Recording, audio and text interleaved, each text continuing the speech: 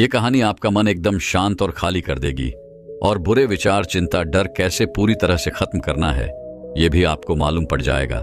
इसलिए इस कहानी को ध्यान से सुनना।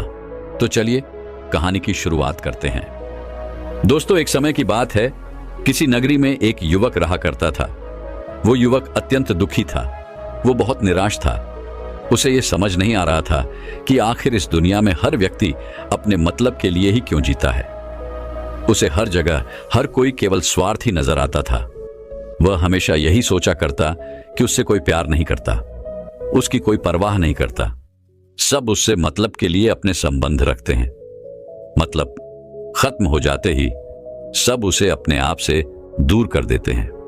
दोस्तों, हमारे जीवन में भी कुछ ऐसा ही होता है। हम भी हमेशा किसी न किसी का साथ ढूंढते ही रहते हैं, और जब हमें किसी का साथ नहीं मिल पाता तो हम अपने आप को अकेला महसूस करते हैं, कमजोर महसूस करते हैं। हमें लगता है कि इस दुनिया में हमारे जैसे कोई है ही नहीं। हमें कोई प्यार नहीं करता, हमारी कोई परवाह नहीं करता। लेकिन हम यह भूल जाते हैं कि अंत में तो हर किसी को अकेले ही जाना है। वह व्यक्ति अपने इस अकेलेपन से बहुत परेशान हो चुका था, जिस कारण एक दिन उसने अपना घर छोड़ दिया और एक रास्ते पर निकल पड़ा। उसके मन में कई सारे विचार थे। उन विचारों में मग्न होकर वह उस रास्ते पर आगे की ओर बढ़ता ही जा रहा था। तभी उसे रास्ते में एक आश्रम दिखाई पड़ा। वह उस आश्रम की ओर आगे बढ़ा। तभी उसने देखा कि एक गुरु अपने शिष्यों को ध्यान करना सिखा रहे हैं, और उन्हीं शिष्यों में से एक शिष्य ने अपने गुरु से कहा, है गुरु, आखिर यह ध्यान क्या है और इस ध्यान को करने से हमें क्या लाभ?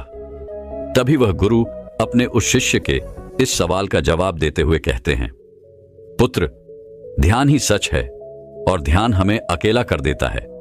हम जितने ज्यादा अकेले होते जाते हैं उतना ही हम ध्यान में उतरते चले जाते हैं, और यही अकेलापन तुम्हें सत्य के मार्ग पर ले जाता है, तुम्हें सत्य की प्राप्ति करवाता है।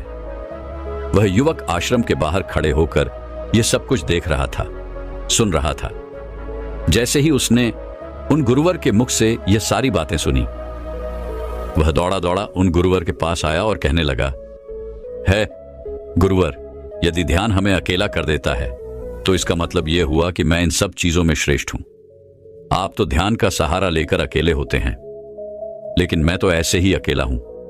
मेरा ऐसा कोई नहीं है जिसे मैं अपना कह सकूं, जो मेरी परवाह करता हो, जो मेरा ख्याल रखता हो, और मैं अपनी राह पर अकेला ही चलता चला जा रहा हूं। उस व्यक्ति की ये सारी बातें सुनकर उन गुरुवर ने उस व्यक्ति को ध्यानपूर्वक देखा और उसके बाद उससे कहते हैं, भंते, अगर तुम अकेले हो तो तुम्हारे पीछे तुम्हारा पूरा परिवार, तुम्हारे मित्र, तुम्हारे शत्रु, तुम्हारे सगे संबंधी, इन सब को लेकर तुम कहां जा रहे हो? उन गुरुवर के मुख से यह बात सुनकर वह व्यक्ति चौंक उठा और उसने तुरंत ही पीछे मुड़कर देखा तो वहां पर कोई नहीं था। तभी वह उन गुरुवर से कहता है गुरुवर, कौन है मेरे पीछे? कोई तो नहीं, ना मेरे परिवार वाले, ना मेरे मित्र, ना मेरे शत्रु, और ना ही मेरे सगी संबंधी। मैं तो सबको पीछे छोड़ आया हूं, क्योंकि कोई मुझे नहीं पूछता, कोई मेरी परवाह नहीं करता, कोई मेरा ख्याल तक नहीं रखता, यहां तक कि मेरी कोई आवाज तक नहीं सुनना चाहता। लेकिन जब किसी के ऊपर कोई समस्या आती है तो वह मुझे अवश्य याद करता है, पर बाकी समय पर वह मुझे पूछते तक नहीं। उन्हें यह तक खबर नहीं होती कि मैं किस हाल में हूं, मैं जिंदा भी हूं या नहीं। उन सबको इन सब चीजों से कोई फर्क नहीं पड़ता। उन गुरुवर ने उस व्यक्ति की यह सारी बातें ध्यानपूर्वक सुनी और उसके बाद उस युवक से कहते हैं, भंते, तुम सही कह रहे हो, लेकिन जब तक तुम इन सभी को छोड़कर नहीं आते तब तक तुम भला अकेले कैसे हो सकते हो? वह व्यक्ति एक बार फिर से आश्चर्यचकित होकर पीछे मुड़कर देखता है और फिर उन गुरुवर से कहता है गुरुवर, यहां पर तो कोई नहीं है, मैं अकेला ही यहां पर आया हूं। लग रहा है कि आप मेरा मजाक उड़ा रहे हैं। मेरे पीछे कोई नहीं है, आप खुद देख सकते हैं, तो फिर आप ऐसा क्यों कह रहे हैं कि जाओ और इन्हें छोड़कर आओ? जब मेरे साथ कोई है ही नहीं तो मैं भला उन्हें कहां छोड़ूं, कैसे छोड़ूं? उस युवक की ये सारी बातें सुनकर वह गुरुवर मुस्कुराने लगे और उस युवक से कहते हैं, भंते, आखिर तुम मुझसे क्या चाहते हो? इस पर वह युवक उन गुरुवर से कहता है गुरुवर, मैं आपका शिष्य बनना चाहता हूं, मुझे कोई साथी चाहिए, मुझे अपना शिष्य बना लीजिए। मैं जीवन भर आपका आभारी रहूंगा। उस युवक की यह बातें सुनकर उन गुरुवर ने कहा, भंते, तुम चाहो तो यहां पर 1 महीने रह सकते हो। उसके बाद ही मैं यह निर्णय कर पाऊंगा कि क्या मुझे तुम्हें अपना शिष्य बनाना चाहिए या फिर नहीं। लेकिन तुम्हें मेरी एक बात माननी होगी। तुम्हें इन 30 दिनों के अंदर ध्यान का अभ्यास करना होगा। अगर तुम ये कर सकते हो तो तुम यहां पर अगले 1 महीने के लिए रुक सकते हो, अन्यथा तुम्हारे लिए यहां पर कोई जगह नहीं। उस व्यक्ति ने काफी सोच विचार कर उन गुरुवर से कहा, है गुरुवर, आप जैसा कहेंगे मैं वैसा ही करूंगा। आप चाहते हैं कि मैं इन 30 दिनों में ध्यान का अभ्यास करूं, तो मैं यह करने के लिए तैयार हूं। उस व्यक्ति ने उन गुरुवर की बात मान ली और आश्रम में ही रुक गया। अगले दिन सुबह सुबह वह गुरुवर उस व्यक्ति के पास आए और उस व्यक्ति से कहने लगे, भंते, तुम किससे बात कर रहे हो? तुम्हारा ध्यान कहां है? इस पर वह व्यक्ति जवाब देते हुए कहता है गुरुवर, मेरे साथ तो कोई नहीं है, मैं भला किससे बात करूंगा, मैं तो अकेला हूं। तभी वह गुरुवर उस व्यक्ति से कहते हैं, ठीक है, लेकिन अब ध्यान लगाओ, क्योंकि तुमने मुझे वचन दिया था कि इन 30 दिनों में तुम ध्यान का अभ्यास करोगे। उन गुरुवर के कहने पर वो व्यक्ति ध्यान करने बैठ जाता है। लेकिन पहले दिन उसे ध्यान करने में बहुत तकलीफें आती हैं, बहुत सारी परेशानियों का सामना करना पड़ता है। यहां तक कि वो ढंग से लगातार बैठ भी नहीं पा रहा था। उसके पैर मानो सुन्न से हो जाते और उसका पैर मानो काम करना ही बंद कर देता। ये सारी बातें वह गुरुवर देख रहे थे। तभी उन गुरुवर ने उस व्यक्ति से कहा, बनते, तुम जितना देर चाहो उतना देर बैठ सकते हो। यह ऐसा कोई जरूरी नहीं है कि तुम एकाएक लगातार बैठे ही रहो। यदि तुम्हें थोड़ी तकलीफ है तो तुम उठ सकते हो, टहल सकते हो और फिर आकर बैठ सकते हो। इतना कहकर वह गुरुवर वहां से चले गए। अगले दिन सुबह सुबह फिर वह उस व्यक्ति के पास आए और उस व्यक्ति से कहने लगे, भंते कौन है? किससे बातें कर रहे हो? कोई आया है क्या? उन गुरुवर की इस बात का जवाब देते हुए वह व्यक्ति उन गुरुवर से कहता है गुरुवर, यहां पर तो कोई नहीं है, आप खुद देख लीजिए, मैं भला किससे बातें करूंगा। तभी वह गुरुवर एक बार फिर उस व्यक्ति से कहते हैं, चलो ध्यान का अभ्यास करो। तभी वह व्यक्ति उन गुरुवर से कहता है गुरुवर, क्या केवल आंखें बंद करके बैठ जाना, इसे ही ध्यान कहते हैं? अगर इसे ही ध्यान कहते हैं तो यह तो बड़ा ही आसान है और इसे तो कोई भी कर सकता है, केवल आंखें बंद करके बैठना ही तो है। इसका जवाब देते हुए वह गुरुवर उस व्यक्ति से कहते हैं, भंते, केवल आंखें बंद करके बैठ जाना इसे ध्यान नहीं कहते। ध्यान करने के लिए तुम्हें अपने मन को एकाग्र करना होगा, अपने मन को किसी एक चीज पर लगाना होगा। वह कोई भी चीज हो सकती है, बाहर की कोई आवाज या तुम्हारे भीतर से आने वाली ये सांसें, इन सांसों के अंदर और बाहर होने की आवाज। तुम ऐसी किसी भी चीज पर ध्यान लगा सकते हो जो लगातार वर्तमान समय में घट रही है, ताकि तुम्हारा पूरा ध्यान उस चीज पर एकाग्र हो और तुम्हारा ध्यान कहीं भी भटके नहीं, जिस कारण तुम उस पर ध्यान लगा पाओगे। और एक बात और याद रखना, जब तुम उस चीज पर ध्यान लगाओगे तो तुम्हारा ध्यान हटना नहीं चाहिए। इतना कहकर वह गुरुवर वहां से चले गए। अगले दिन जब वह सुबह सुबह एक बार फिर उस व्यक्ति से मिलने आए तो उन्होंने एक बार फिर उस व्यक्ति से कहा, भंते, आज कौन आया है? किससे बातें कर रहे हो? बड़ी जोर जोर से आवाज आ रही है। तुम यहां पर खुद शांति पाने आए हो या फिर दूसरों को अशांत करने के लिए? वह व्यक्ति उन गुरुवर से कहता है गुरुवर, पर यहां पर तो कोई है ही नहीं, तो मैं भला किससे बात करूंगा? यहां तक कि अभी तक मेरे मुख से एक शब्द तक नहीं निकला है, तो फिर आपको कैसे जोर जोर की आवाजें कहां से आ रही हैं? और जब मैंने एक शब्द भी नहीं बोला तो मैं भला दूसरों के लिए अशांति का कारण कैसे बन सकता हूं? तभी वह गुरुवर उस व्यक्ति से कहते हैं, ठीक है, चलो ध्यान का अभ्यास करो। तभी वह व्यक्ति उन गुरुवर से कहता है गुरुवर, मेरा एक प्रश्न है, क्या मैं आपसे पूछ सकता हूं? तभी वह गुरुवर उस व्यक्ति से कहते हैं, पूछो, तुम्हें क्या पूछना है? तभी वह व्यक्ति उन गुरुवर से कहता है गुरुवर, आप कहते हैं किसी भी एक चीज पर ध्यान लगाओ जो वर्तमान समय में घट रही हो, उस पर अपना पूरा ध्यान लगा दो। लेकिन जब मैं अपनी सांसों पर या फिर किसी ऐसी चीज पर ध्यान लगाने का प्रयास करता हूं जो लगातार घट रही है, तो मेरा ध्यान लगातार नहीं रह जाता। मैं पल पल भटकता रहता हूं। कभी मुझे कुछ याद आने लगता है तो कभी मुझे कुछ और याद आने लगता है। वो पुरानी चीजें, वो पुरानी यादें मेरा पीछा नहीं छोड़ती। आपके कल यहां से चले जाने के बाद मैंने ध्यान करने के लिए बहुत प्रयास किया, लेकिन वह पुरानी यादें बार बार मुझे याद आ रही थी, जिस कारण मैं एक चीज पर ध्यान लगा ही नहीं सका। तो अब मुझे क्या करना चाहिए? उस व्यक्ति की यह सारी बातें सुनकर वह गुरु मुस्कुराने लगे और वहां से चले गए। उन गुरुवर की हंसने की वजह उस व्यक्ति को समझ नहीं आई। अगले दिन सुबह सुबह एक बार फिर वह गुरु उस व्यक्ति के पास पहुंचे और कहा, भंते, ये तुम क्या कर रहे हो? इतना आलस, चारों ओर आलस ही आलस फैला हुआ है। अपने पास से आलस को भगाओ, अन्यथा यह तुम पर हावी हो जाएगा और फिर तुम हमेशा इसके अधीन बनकर रहोगे। तभी वह व्यक्ति गुरुवर से कहता है गुरुवर, आप तो रोज एक ही बात कहते हैं कि यहां पर कोई है, लेकिन मुझे तो कोई नजर आता ही नहीं। आप ही बताइए, यहां पर कौन है? तभी वह गुरु वह उस व्यक्ति से कहते हैं, ठीक है, चलो अभ्यास के लिए चलते हैं। तभी वह व्यक्ति उन गुरुवर से कहता है गुरुवर, मेरा एक प्रश्न है, आपकी आज्ञा हो तो मैं आपसे पूछना चाहता हूं। है गुरुवर। उस व्यक्ति से कहते हैं, हाँ पूछो, क्या प्रश्न है तुम्हारा? तभी वह व्यक्ति उन गुरुवर से कहता है गुरुवर, आपकी कृपा से अब मैं पहले से बेहतर तरीके से ध्यान कर पा रहा हूं, लेकिन अभी भी मुझे एक समस्या आ रही है, और वह यह है कि जब भी मैं अपनी सांसों पर ध्यान देता हूं तो मेरा मन एकाग्र तो होता है और मैं पहले से ज्यादा और अच्छी तरह से ध्यान भी लगा पाता हूं, लेकिन ध्यान लगाते लगाते मुझे नींद आने लगती है और मैं सो जाता हूं। फिर उसके बाद मुझसे ध्यान नहीं हो पाता। उसके बाद केवल बस मुझे नींद ही नींद आती रहती है और मैं ध्यान की तरफ फिर अपने आप को मोड़ नहीं पाता। उस व्यक्ति की यह बात सुनकर वह गुरुवर उस व्यक्ति से कहते हैं, यह तो अच्छी बात है। इतना कहकर वह वहां से चले जाते हैं। 5वें दिन जब सुबह सुबह वह गुरुवर उस व्यक्ति के पास पहुंचते हैं तो वे कहते हैं, भंते, तुमने इतने लोगों को क्यों बुला रखा है? इतने सारे लोग तुम्हें ध्यान नहीं करने देंगे।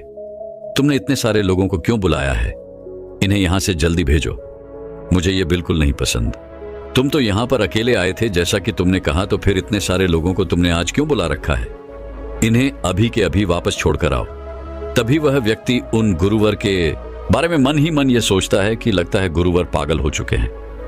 जब भी रोज आते हैं तो हमेशा एक ही बात कहते हैं कि यहां पर कोई है, लेकिन मुझे तो कोई नजर ही नहीं आता। बड़ी विनम्रता से उन गुरुवर से कहा, है गुरुवर, शायद आपकी आंखें जो देख पा रही हैं वह मैं नहीं देख पा रहा हूं। मुझे तो यहां पर कोई नजर नहीं आता। फिर आपको कैसे? यहां पर लोग ही लोग नजर आ रहे हैं। फिर गुरुवर उस व्यक्ति से कहते हैं, अच्छा ठीक है, चलो अब ध्यान का अभ्यास करते हैं। तभी वह व्यक्ति उन गुरुवर से कहता है गुरुवर, मुझे ध्यान के वक्त नींद आती थी। जैसा कि मैंने आपको बताया था, उस पर तो मैंने नियंत्रण पा लिया, लेकिन अब जब भी मैं ध्यान करने बैठता हूं, किसी एक चीज पर अपना ध्यान केंद्रित करता हूं, तो मेरे मन में विचारों का सैलाब होता है। मानो विचारों की बाढ़ सी आ जाती है। इतने विचार तो आंख खोलकर भी मैंने कभी नहीं देखे होंगे, जितने की आंखें बंद करने के बाद मुझे नजर आते हैं। और इन विचारों में कुछ ऐसे विचार भी मेरे मन में आते हैं जिनके बारे में आज तक मैंने सोचा तक नहीं है। मुझे उनके बारे में कुछ भी नहीं पता। ये सब क्यों हो रहा है गुरुदेव? उन गुरुवर ने उस व्यक्ति की यह बात सुनकर उस व्यक्ति से कहा, अच्छा ऐसा हो रहा है। इतना कहकर वह गुरुवर वापस चले गए। अगले दिन सुबह सुबह वह गुरुवर एक डंडा लेकर उस युवक के पास पहुंचे और एक डंडा जड़ते हुए उस युवक से कहते हैं, मैंने तुम्हें पहले ही कहा है, इतने सारे लोग मुझे पसंद नहीं, तुम्हें इन्हें छोड़कर आना होगा। आखिर तुम रोज रोज इन्हें क्यों ले आते हो? इतनी भीड़ इकट्ठा करके तुम्हें क्या लाभ? आज के बाद यह यहां पर नहीं आने चाहिए। इस बात का ख्याल रखना। यदि आज के बाद यहां पर कोई भी नजर आया और तुम्हारी बक बक मुझे सुनाई पड़ी तो मैं तुरंत ही तुम्हें इस आश्रम से निकाल दूंगा। तभी वह व्यक्ति बड़ी विनम्रता से उन गुरुवर से कहता है गुरुर, मुझे तो यह समझ नहीं आता कि मुझे कोई नजर ही नहीं आता, लेकिन आप रोज एक ही बात कहते हैं कि यहां पर मैंने भीड़ इकट्ठी कर रखी है। जिन लोगों को भी मैंने लाया है उन्हें मुझे छोड़कर आना होगा, लेकिन मैं आपसे हर रोज एक ही बात कहता हूं कि मुझे कोई नहीं नजर आता, ना ही मुझे कोई यहां पर दिखाई पड़ता है और ना ही मैं अपने मुख से एक शब्द भी निकालता हूं, लेकिन फिर भी आप कहते हैं कि आपको लोगों की आवाजें सुनाई पड़ रही हैं। तभी वह गुरुवर उस व्यक्ति की इस बात का जवाब देते हुए कहते हैं, क्या तुम्हारे मित्र, तुम्हारे परिवार वाले, तुम्हारे सगे संबंधी, तुम्हारे शत्रु, तुम्हारी इच्छाएं, तुम्हारी वासनाएं, ये सब क्या तुमसे मिलने नहीं आते? वह व्यक्ति उन गुरुवर से कहता है, नहीं गुरुदेव, मुझसे कोई मिलने नहीं आता। मैं तो यहां पर अकेला ही आया था और अभी भी मैं अकेला ही हूं, मेरा कोई नहीं। तभी वह गुरु व क्रोधित होकर उस झंडे से उस व्यक्ति पर एक और प्रहार करते हैं और कहते हैं, अभी बैठो, अभी ध्यान लगाओ, और यदि तुम्हारे ध्यान में कोई भी आता है तो मुझे बताओ। वह व्यक्ति उन गुरुवर की बात मान लेता है और तुरंत ही ध्यान करने बैठ जाता है। कुछ देर तक तो वह काफी शांत रहता है, लेकिन कुछ देर बाद ही वह उन गुरुवर से कहता है गुरुदेव, मेरा भाई मुझसे मिलने आया है, साथ में मेरे पिताजी भी हैं। दोनों बहुत दुखी हैं क्योंकि मैं उन्हें छोड़कर यहां जो चला आया हूं। मेरे भाई की तबीयत भी कुछ ठीक नहीं लग रही। वह मुझे बुला रहे हैं। मेरे बड़े भाई की पत्नी अर्थात मेरे भाभी मेरे बड़े भाई के साथ अच्छा व्यवहार नहीं कर रही, और तो और मेरी प्रेमिका भी आई हुई है। वह मुझसे पूछ रही है कि क्या तुम मुझसे शादी करोगे या फिर मैं किसी और से शादी कर लूं। वह भी बहुत दुखी नजर आ रही है। और इतना ही नहीं, मेरे कुछ मित्र भी पीछे खड़े हैं जिनसे मैंने कुछ कर्जे लिए थे। आज वो मुझसे अपना कर्जा मांगने आए हैं, मुझे धोखेबाज कह रहे हैं, मुझे अपशब्द बोल रहे हैं, और वो साथ में मेरे कुछ शत्रुओं को भी लाए हैं। लेकिन मेरे शत्रु मुझे मारना नहीं चाहते। वह तो यह कह रहे हैं कि तू तो पहले से ही मरा हुआ है, तुझे और क्या मारना। इतना कहकर वह व्यक्ति कुछ देर के लिए शांत हो गया, लेकिन उसी के बाद फिर कुछ देर बाद वह एक बार फिर से उन गुरुवर से कहने लगा है, गुरुवर, अब मेरे पास एक बहुत बड़ा घर है, इसे मैंने खरीद लिया है। मैं, मेरे पिता, मेरी माता, मेरा भाई, मेरी भाभी सभी इसमें बहुत मिलजुल के रह रहे हैं। हम बहुत खुश हैं। मैं अब अपने मित्रों से अत्यधिक अमीर हूं।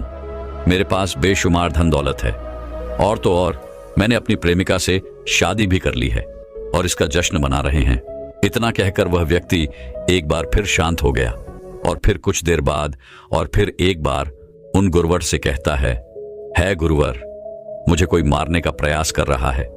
लगातार वो मुझ पर प्रहार कर रहा है। मैं उसका चेहरा देखने का प्रयास कर रहा हूं, लेकिन मुझे उसका चेहरा नजर नहीं आ रहा। इतना कहते कहते वह उन गुरुवर से कहता है, गुरुदेव, ये तो आप हैं जो मुझे मार रहे हैं और यह भी कह रहे हैं कि इतनी भीड़ को लेकर क्यों आए हो और इन्हें लेकर कहां जा रहे हो। मेरे साथ तुम्हें अकेले ही चलना होगा। इतना कहकर वह व्यक्ति ध्यान से उठ गया और उनको रुके चरणों में गिर पड़ा और उनसे कहने लगा, है गुरुदेव, आप सही थे।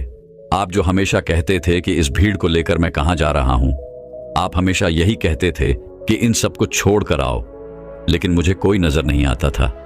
लेकिन आज मैंने उन सबको देख लिया जिन्हें मैं अपने साथ लेकर आया था, जिन्हें मैं अपने साथ लेकर घूम रहा था। हर कोई मेरे साथ ही है, मेरे पास है। लेकिन मैं ये सोच रहा था कि आखिर मैं इतना बेचैन क्यों हूं और मेरी बेचैनी की वजह क्या है। उस व्यक्ति की यह सारी बातें उन गुरुवर ने ध्यानपूर्वक सुनी और उसके बाद वो वहां से चुपचाप उठकर चले गए। उसके बाद से वो गुरुवर उसके पास कभी नहीं आए। लेकिन वह व्यक्ति हर रोज ध्यान का अभ्यास कर रहा था और पूरे 1 महीने बाद जब वह उन गुरुवर के पास पहुंचा तो उन गुरुवर से कहने लगा है, गुरुवर, जैसा कि आप कहते थे कि मैं हमेशा अपनी भीड़ को अपने साथ लेकर घूमता हूं, तो आज मैंने उस भीड़ को विदा कर दिया है और अब मैं बिल्कुल अकेला हूं। मेरे साथ कोई नहीं, मेरे साथ आप भी नहीं है, यहां तक कि मैं खुद अपने साथ नहीं हूं। मैं एक परम शांति महसूस कर रहा हूं। अब मुझे ऐसा प्रतीत होता है कि अब मेरे जीवन में कोई समस्या नहीं है, कोई समाधान नहीं है। मैं बहुत हल्का महसूस कर रहा हूं, मैं बहुत अच्छा महसूस कर रहा हूं और इस शांति में जो आनंद है इसका क्या कहना। तभी वह गुरुवर उस व्यक्ति से कहते हैं, भंते, अगर तुम चाहो तो इस अकेलेपन को लेकर तुम अपनी दुनिया में वापस जा सकते हो। अव्याधि, तुम उस संसार में वापस भी लौट जाओ। भले ही लोग तुम्हारे आसपास क्यों ना रहे, भले ही पूरी भीड़ तुम्हारे साथ क्यों ना रहे, लेकिन फिर भी तुम अकेले ही रहोगे। फिर चाहे वह तुम्हारे रिश्तेदार हो, सगे संबंधी हो, परिवार वाले हो, तुम्हारे मित्र, तुम्हारे शत्रु, तुम्हारी भावनाएं या फिर तुम्हारी प्रेमिका, इन सब के साथ रहकर भी तुम पूर्ण रूप से अकेले ही रहोगे। और इतना ही नहीं, तुम्हारे जीवन में जब भी कोई बुरी परिस्थितियां आएंगी तब भी तुम बिल्कुल अकेले और शांत रहोगे, और तुम हर परिस्थितियों का समाधान निकालने में भी अब पूरी तरह सक्षम हो चुके हो। और यदि अब तुम चाहो तो मैं तुम्हें अपना शिष्य बना सकता हूं, क्योंकि हो सकता है तुम्हें यह लग रहा हो कि यह 30 दिन तो पूरे खत्म हो चुके, लेकिन ध्यान का मार्ग अभी शुरू हुआ है। और याद रहे कि अभी तो बहुत कुछ सीखना है, जानना है, लेकिन कुछ रखना नहीं है। यह मार्ग अभी शुरू हो रहा है और यह मार्ग अति लंबा है, और इस मार्ग की शुरुआत शांति से ही होती है। तभी वह व्यक्ति उन गुरुवर को प्रणाम करता है और उनसे कहता है, हे गुरुवर, मैं अपने घर वापस लौटना चाहता हूं, अपने उस संसार में वापस जाना चाहता हूं, ताकि मैं अपनी जिम्मेदारियों को निभा सकूं और साथ ही साथ इस मार्ग पर भी आगे बढ़ सकूं। यदि आपकी आज्ञा हो। इतना कहकर वह व्यक्ति शांत हो गया। तभी वह गुरु मुस्कुराने लगे और उस व्यक्ति से कहते हैं, भंते मन शांत हो तो सब हो सकता है। तुम संसार में रहकर भी अकेले रह सकते हो, लेकिन एक बात याद रखना कि हमें सीखना बहुत कुछ है, जानना बहुत कुछ है, लेकिन रखना कुछ भी नहीं। अब तुम जा सकते हो, तुम्हारा कल्याण हो। तो दर्शकों, चलिए अब ज्यादा सोचने के ऊपर अगली कहानी की शुरुआत करते हैं। संपूर्ण मानव जाति एक दौड़ में लगी हुई है, एक ऐसी दौड़ जो कभी पूरी नहीं होती, जो उसके जन्म के साथ शुरू होती है और मरने तक उसका पीछा नहीं छोड़ती। लेकिन क्या कभी आपने ध्यान दिया है कि यह दौड़ किस चीज की है? जरा ठहरकर खुद से पूछिए कि आप किसके पीछे दौड़ रहे हैं, और वास्तव में क्या यह दौड़ कभी पूरी हो सकती है? जिन भौतिक सुख सुविधाओं को इकट्ठे करने में इंसान लगा रहता है, क्या वास्तव में वो भौतिक सुख सुविधाएं उसे शांति या फिर आनंद प्रदान कर सकती है? सिकंदर ने मरने से पहले अपने सभी मंत्रियों को कहा था कि जब मेरी अर्थी उठाई जाए तो मेरा शरीर ढका हुआ नहीं होना चाहिए, मेरी हथेलियां खुली होनी चाहिए, ताकि सारी दुनिया यह देख सके कि जो सिकंदर पूरी दुनिया को जीत सकता था, वो भी अपने साथ कुछ नहीं ले जा सका। उसके हाथ खाली के खाली रह गए। लेकिन जीवन की बागडोर ऐसी होती है कि उसे कभी ठहरने का वक्त ही नहीं मिलता। कभी वह सोच विचार ही नहीं करता कि जीवन का सबसे बड़ा सुख क्या है, और इसके विपरीत जीवन का सबसे बड़ा दुख क्या है। सुख सुविधाएं तो बहुत लोग इकट्ठा कर लेते हैं, लेकिन सही मायने में उसका भोग कितने लोग कर पाते हैं? वही भौतिक वस्तुएं जो उसने अपने आनंद, अपनी शांति के लिए संग्रहित की थी, वही सुख सुविधाएं उसके दुख का कारण बन जाती हैं। जब पैसा नहीं कमाया था तो पैसा ना होने का दुख था, और जब पैसा कमा लिया तो वही पैसा उसके बच्चों के लिए या उसके लिए झगड़े का कारण बन जाता है। तो फिर कैसे सुख सुविधाएं, किन चीजों के पीछे आप भाग रहे हो? आज की जो कहानी मैं आप लोगों को सुनाने वाला हूं, उसमें आपको जीवन का सबसे बड़ा दुख और सबसे बड़ा सुख पता चलेगा। इससे पहले कि आप इस कहानी में खो जाएं, इस चैनल को सब्सक्राइब जरूर कर लें। तो चलिए कहानी शुरू करते हैं। अपनी गरीबी के दिन याद करके सेठ धनानंद की आंखों में आंसू आ गए। आज उसने जीवन में सब कुछ हासिल कर लिया था। सारी सुख सुविधाएं उसके पास थी। घर में नौकर चाकर थे, हजारों लोग उसके नीचे काम करते थे, जो उसकी एक आवाज पर उसके पास खड़े होते थे। लेकिन फिर भी आज सब कुछ हासिल कर लेने के बाद भी वो दुनिया में अपने आप को सबसे गरीब आदमी समझ रहा था। आखिरकार अपनी गरीबी के दिन याद करके उसकी आंखों में आंसू आ गए। उसके पास कुछ नहीं था, लेकिन तब भी वो प्रसन्न रहता था। लेकिन आज सब कुछ होने के बाद भी वो प्रसन्न नहीं था। और दुनिया में वही आदमी सबसे गरीब होता है जो सब कुछ होते हुए भी अकेला महसूस करता है। उसे एहसास होने लगा था कि धन संपदा या भौतिक सुख सुविधाएं उसके मन की पूर्ति नहीं कर सकती। लेकिन अब तो बहुत देर हो चुकी थी। उसका पूरा जीवन बीत चुका था। अब पूरे जीवन की कमाई उसे व्यर्थ लगने लगी। उसे लगने लगा कि उसने जो कुछ कमाया वो सब यूं ही था, व्यर्थ था। ये एहसास उसे जीवन में पहले कभी नहीं हुआ था। काश उसे ये एहसास पहले हो गया होता तो वह ठहर जाता, रुक जाता, रुककर चिंतन करता कि जो चीज वह इकट्ठी कर रहा है, क्या वास्तव में वह इकट्ठी करने लायक है? अगर उसे यह बात पहले पता चल गई होती तो वो अपने जीवन में सार्थकता खोजने की कोशिश करता। वो उस रहस्य के बारे में खोज करता जो उसके मन की पूर्ति करता, जो उसका अकेलापन दूर करता, जो उसके जीवन को संपूर्ण बना देता। उसने अपने दोनों बेटों को अपने पास बुलाया और उन्हें जीवन की सीख समझाने की कोशिश करने लगा। सेठ ने अपने बेटों से कहा कि बेटा, मेरे को तो जीवन में कोई बताने वाला नहीं था, सही रास्ता दिखाने वाला कोई था ही नहीं, इसलिए मैं उस रास्ते पर चलता रहा जिसका कोई अंत नहीं था। और आखिर में पहुंचकर मुझे महसूस हुआ कि जितना रास्ता मैं तय करके आया हूं उतना ही रास्ता बाकी और है। शायद मैं गलत रास्ते पर निकल पड़ा था और अब इतना समय नहीं बचा कि मैं नए रास्ते पर फिर से नया सफर शुरू करूं। उसने अपने दोनों बेटों से कहा कि बेटा, पता है दुनिया में सबसे बदनसीब आदमी कौन होता है? वो जिसके पास सब कुछ होते हुए भी कुछ नहीं होता, जो अपने आप को सब कुछ होते हुए भी अकेला महसूस करता है। भला इससे बड़ा दुख, इससे बड़ी बदनसीबी और क्या हो सकती है? यह सुनकर उसके बड़े बेटे ने कहा कि पिताजी, सब कुछ तो आपके पास है, धन संपदा, पूरा परिवार, सारी खुशियां आपके पास है, लेकिन फिर भी आप अपने आप को बदनसीब क्यों समझते हैं? उसका बड़ा बेटा वह नहीं समझ पा रहा था जो उसके पिता उसे समझाने की कोशिश कर रहे थे। फिर भी उसने अपनी बात को समझाने की कोशिश करते हुए कहा, अभी तुम्हें लगता है कि जीवन में तुम्हारे पास सब कुछ है। मुझे भी तुम्हारे उम्र में ऐसा ही लगता था, लेकिन अब मैं बूढ़ा हो चला हूं। कुछ समय बाद मेरी मृत्यु भी नजदीक है और अब मुझे एहसास हो रहा है कि दुनिया में तो सब कुछ पीछे छूट जाता है। घर, परिवार, रुपया, पैसा, धन संपदा, सब कुछ यही रह जाता है और आखिर में मेरे साथ जाएगा क्या? क्या मैं दुनिया में सबसे अकेला इंसान नहीं हूं? क्या मैं दुनिया का सबसे बदनसीब आदमी नहीं हूं, जिसके पास सब कुछ होते हुए भी वह अपने साथ कुछ भी नहीं ले जा सकता? सेठ के बेटे ने सेठ से सवाल पूछा कि पिताजी, फिर दुनिया में क्या इकट्ठा करना चाहिए? ऐसे तो हर इंसान अकेला ही होता है। कौन इंसान इस दुनिया में भला ऐसा होता है जो अपने साथ इस दुनिया की सुख सुविधाएं या फिर अपना परिवार को साथ लेकर जाता है? सब लोग तो अकेले ही जाते हैं। फिर तो दुनिया में हर एक आदमी बदनसीब ही हुआ। यही सवाल सेठ के मन में भी उठ रहा था, लेकिन उसके खुद के पास इसका कोई जवाब नहीं था, तो वह अपने बेटे को भला इसका क्या उत्तर देता। इसीलिए उसने अपने बेटे से कहा कि बेटा, मैं खुद इस सवाल का जवाब तलाश रहा हूं। अगर एक आदमी के पास सब कुछ होते हुए भी वह अकेला है, उन भौतिक सुख सुविधाओं का वह भोग नहीं कर पा रहा है, तो वह सबसे बड़ा दुख हुआ। मैं मानता हूं दुनिया का सबसे बड़ा दुख यही है कि आपके पास सब कुछ होते हुए भी आप अकेलापन महसूस करो। लेकिन इसके विपरीत दुनिया का सबसे बड़ा सुख क्या हो सकता है? इस सवाल का जवाब तो मेरे बेटे मुझे भी नहीं पता। इसीलिए मैं यह चाहता हूं कि मेरे मरने से पहले जिस सवाल का जवाब मुझे नहीं मिला, वह जवाब तुम अपने जीवन में ढूंढो। और यकीन मानो, अगर तुमने अपने जीवन में इस सवाल का जवाब ढूंढ लिया तो तुम दुनिया के सबसे सुखी इंसान कहलाओगे।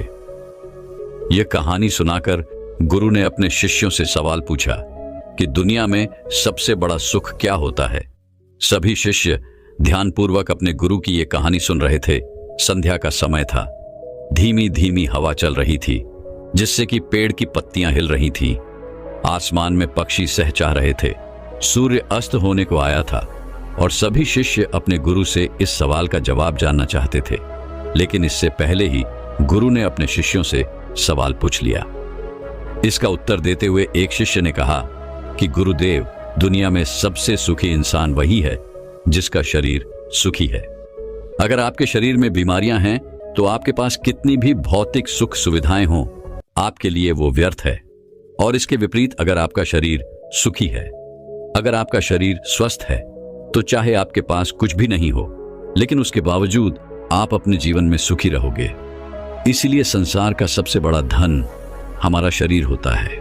यह सुनकर दूसरे शिष्य ने उसका विरोध करते हुए कहा कि गुरुदेव, दुनिया में बहुत से लोग ऐसे हैं जिनका शरीर एकदम स्वस्थ है, लेकिन बावजूद इसके वो अपने जीवन में सुखी नहीं है। मैं मानता हूं कि जीवन में सबसे ज्यादा सुखी वही इंसान है जिसका मन सुखी है। गुरु ने अपने इस शिष्य से सवाल किया कि अच्छा, ये बताओ कि मन को सुखी किस प्रकार किया जा सकता है? इसका जवाब देते हुए उस शिष्य ने कहा कि गुरुदेव, मन कभी भी संतुष्ट नहीं होता है। अगर हम किसी प्रकार मन को संतुष्ट करना सीख लें तो फिर हम किसी भी परिस्थिति में आनंद और शांति से रह सकते हैं। लेकिन समस्या यही होती है कि मन का भला कभी होता ही नहीं है। मन को चाहे कितना भी खिला दो, लेकिन उसकी भूख कभी पूरी नहीं होती।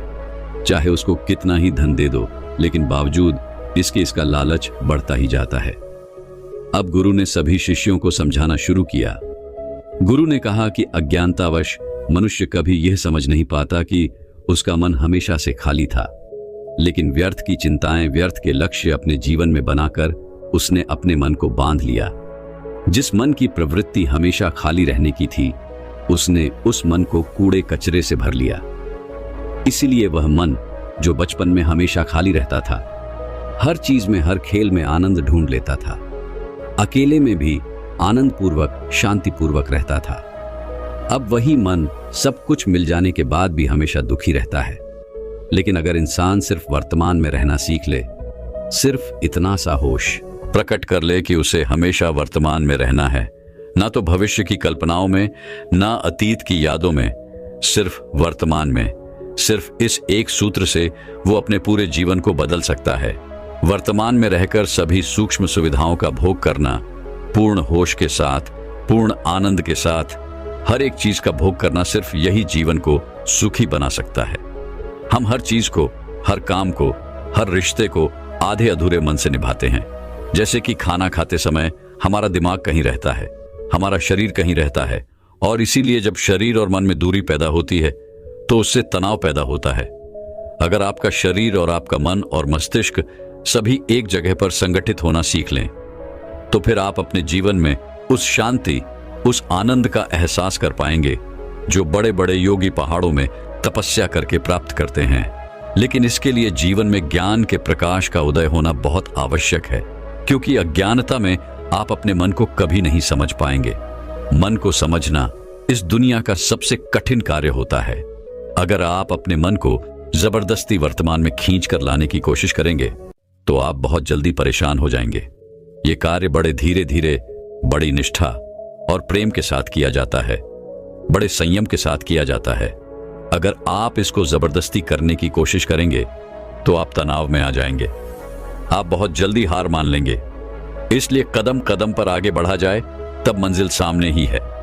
और यह कहकर गुरु ने सभी शिष्यों से कहा कि अब हम ध्यान करेंगे। ध्यान करने से मनुष्य का मन, उसका मस्तिष्क वर्तमान में स्थापित होना सीख जाता है। धीरे धीरे प्रतिदिन ध्यान का अभ्यास करने से वह उस आनंद और शांति का अनुभव कर पाता है जो सांसारिक वस्तुओं में कहीं नहीं मिलता, जो किसी भौतिक सुख सुविधा में नहीं मिलता। और इसके बाद सभी शिष्य अपने गुरु के साथ ध्यान में लीन हो गए। दोस्तों, मैं उम्मीद करता हूं कि यह कहानी सुनने से आपके जीवन में अच्छे बदलाव आए होंगे। आपको इस वीडियो से क्या सीखने मिला, ये कमेंट करके जरूर बताएं, और अपने परिवार, दोस्तों या आपके करीबी इंसान के साथ ये कहानी शेयर करके उन्हें भी इस ज्ञान से परिचित करवाएं। बाकी अगर आपको ये वीडियो दिल से अच्छी लगी हो तभी इस वीडियो को लाइक कर देना, और आपने अब तक इस चैनल को सब्सक्राइब न किया हो तो चैनल को सब्सक्राइब भी जरूर कर देना। आपका हर दिन शुभ हो और खुशियों से आपका जीवन भरा रहे। धन्यवाद। नमो बुद्धाय।